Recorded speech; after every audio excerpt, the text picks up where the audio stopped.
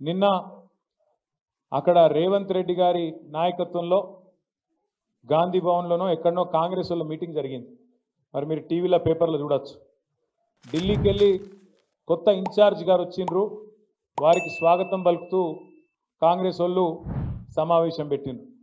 అందులో 3 ఆనిముత్యాలు లాంటి మాటలు నేను చూసిన. 3 ఆనిముత్యాలు, 1 కాదు 2 కాదు 3. ఒకటి రేవంత్ రెడ్డి గారు సెలవిచ్చిండ్రు, ఏమని? మంచి మైకులలో చెప్పాలి, చెడు చెవుల్లో చెప్పాలి అన్నాడు.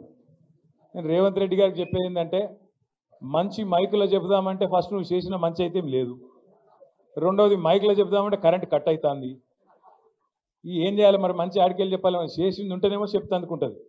ఇక చెడు చెవుల్లో చెప్పుడు మొదలు పెడితే రేవంత్ రెడ్డి గారు, నువ్వు చేసిన చెడు హైడ్రా బాధితుల నుంచి మొదలు పెడితే, భూముల మీద నువ్వు చేస్తున్న దౌర్జన్యాల నుంచి మొదలు పెడితే, ఇవాళ ఆర్ఆర్ ట్యాక్స్ నుంచి మొదలు పెడితే, నీ అవినీతి వల్ల ఇవాళ కుప్పగూలిన శ్రీశైలం సొరంగం నుంచి మొదలు పెడితే, మొన్ననే కొట్టుకపోయిన పెద్దవాగు నుంచి మొదలు పెడితే, లెక్కలేదు మునిగిన వట్టెం పంప్ హౌస్ నుంచి మొదలు పెడితే, చెడు ఎప్పుడు స్టార్ట్ చేస్తే నీ చెవిలా రక్తం గారుతుంది, యాది పెట్టుకోని చెప్తున్నాను నేను.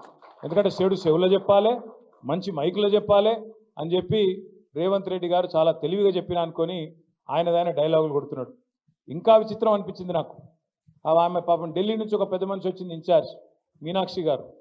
ఆమె చెప్తున్నారు, మీనాక్షి గారు ఆమె ఎయిర్పోర్ట్లో దిగంగానే కాంగ్రెస్ వాళ్ళట కొంతమంది ఆయనతో ఆమె బ్యాగులు మోసేందుకు గురికొచ్చిరట. ఏది? రైల్వే స్టేషన్లో దిగంగానే బ్యాగులు మోసేందుకు గురికొచ్చిరట. చాలా తప్పు, మీరు బ్యాగులు మోయొద్దు, బ్యాగులు మోసి మీ ఆత్మగౌరవాన్ని దెబ్బతీసుకోవద్దు అంటుంది. అమ్మ మీనాక్షి గారు, మీకు ఏం చెప్పాలి మేము? నీ పక్కన కూర్చున్నాడు బ్యాగులు మోసి గాడికి వచ్చిండు.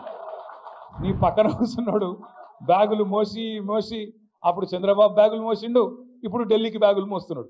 ఇక ఆయనను పక్కన కూర్చోబెట్టుకొని బ్యాగులు మోయొద్దు, ఆత్మగౌరవం దెబ్బతింటుందంటే ఏం చెప్పాలి ఆ మేడంకి? కాబట్టి మీనాక్షి గారు, వాస్తవాలు తెలుసుకోండి, వాస్తవ ప్రపంచంలోకి రండి అని కోరుతా ఉన్నాం. ఇక నిన్న వాళ్ళ మీటింగ్లో చెప్పరాదు ఇక మాటలు, ఆ కథలు.